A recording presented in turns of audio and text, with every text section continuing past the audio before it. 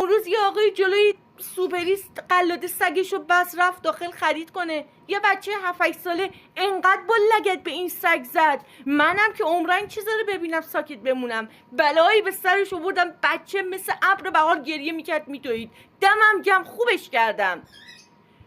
اون وقت اگه این سگ پای این بچه رو گاز میگرفت مگه ول میکردن؟ سگ ولگردی در پرند پای کودکی را گاز گرفت. خب بچه تو ادب کن، به بچه تربیت یاد بده. بگو مادر من پدر من حیوان آزاری نکن، حیوان جون داره، حیوان گناه داره. بابا آب بهش نمیدید، غذا نمیدید، کمک نمیکنید، کتکش هم نزنید.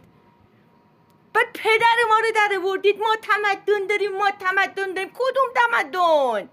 داشتیم ولش کن. داریم درسته. الان چی هستی؟ هر چی بودی تموم شده رفته. تو چی هستی الان؟ یه حیوان آزاری فقط، همین. آی ما کوروش داریم، پندار نیک، گفتار نیک. کدوم گفتار نیک؟ کدوم کردار نیک؟ تو زورت به یه سگ میرسه پدرشو در آوردی؟ چه کدوم کردار؟ یه کردار نیک به من نشون بدید. فقطم لب و دهنید، فقطم لب و دهن. دموکراسی. بابا تو یه چراغ قرمز و عمو نمیتونی تحمل کنی. چه دموکراسی؟ تو 2 ثانیه نمیمونی پشت چراغ قرمز. دموکراسی مال ما نیست. دموکراسی مال ترکیه است، مال اروپا است. ترکیه رو برید نگاه کنید، بهشت حیواناته. اسم خودمونم گذاشتیم مسلمون. آقای شب عاشورا مشکی پوشیده واسه امام حسین بزنه نسبت کنه. پیرمرده داره به همکارش بغل دستش که اونم پیرمرده میگه 2 تا ترقه داری بدی من بندازم زیر سگ. الهی 100 تا تیر به قلبت بخوره. چه کار اون بچه داری؟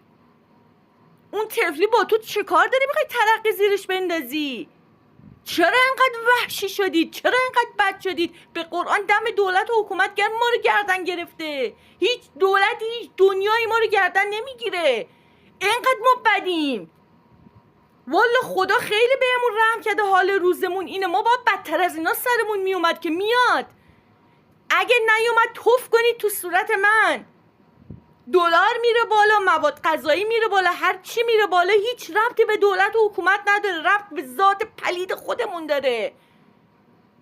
سگ نجسه. کجا نجسه؟ نجس منم، نجس تویی. نجسه همینو یاد گرفتی. اصلا نجسه غلط میکنی یا کنارش رد میشی؟ گورتو گم کن برو. چرا میزنیش؟ مریضی مگه میزنیش؟ اون روز دارم به این سگ غذا میدم تو کوزو 5 پرند. دارم میرم اینم یه آقای